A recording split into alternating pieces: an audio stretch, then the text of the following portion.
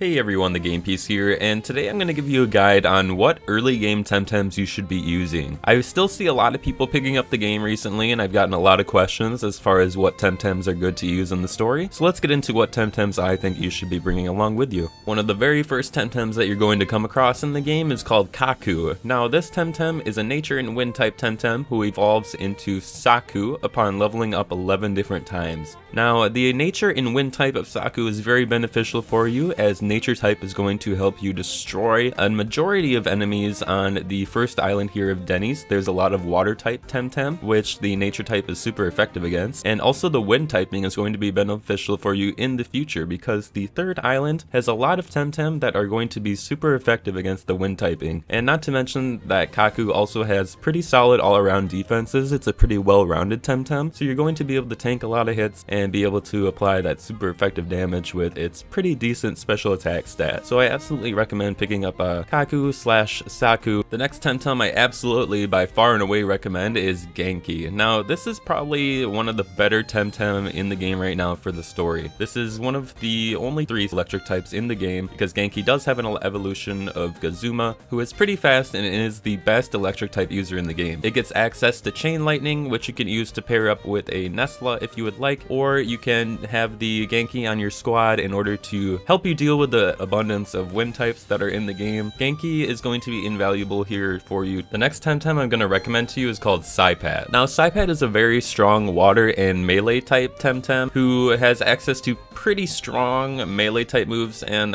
water type moves too. So if you bring it along in your team, you're going to have a very easy time dealing with some of the fire types that you have to handle in the second island, and the melee type is going to be super effective for you in the long run too, because the third island has a lot of Temtem that are super effective against melee types. It has one of the most powerful fighting moves in the game with Nicho Sai, which is 135 base power physical melee move, which only Saip can learn actually. So this Temtem is a very solid choice for you if you want to bring it with you in the story. Now the next Temtem I'm going to recommend you can only get after you clear the first dojo and get the surfboard, and of course this Temtem is Nesler. Now Nesler is a water and electric type Temtem who has the ability Electric Synthesize, which if you didn't know, you can use an electric attack, and if you get hit by an electric attack, you will heal for that damage. Now, Chain Lightning circles around the battlefield a few different times, and if you hit Nestle with it, you are able to heal yourself for a portion of HP, and it is actually pretty essential, I would say, if you want to grind out in the story and not waste healing items, or just have the most effective way of grinding, because this way you don't have to run back and heal continuously time and time again. And the last early game Temtem that I want to recommend to you is Scale. Now, Scales can be found in Windward Fort, and they evolve into Scotch after leveling up 17 times. Scale initially starts off as a neutral type, but gains the melee type if you evolve it into Scotch, which is going to be perfect for you because, as I said, on the third island there is plenty of Temtem that are effective against the melee type, and you are going to have a very easy time disposing of those. The only thing that you need to watch out for with Scotch is that it has a 4 times weakness to mental types. However, there isn't a ton of them so far in the game, so you don't really have to worry too much about it. Scotch also does have the Brawny ability, which increases its attack power from physical techniques by 20% damage. So there you have it everyone, that is all of the early game Temtem that I found are super beneficial for you to catch and bring with you throughout the story. If you have any suggestions for Temtem that have worked out best for you, feel free to leave them below in the comments. But if this video did help you out, feel free to leave a like if you did enjoy it, and subscribe for more Temtem guides and content like this. And thank you guys so much for the support lately. I really appreciate it. Have a great rest of your day everyone.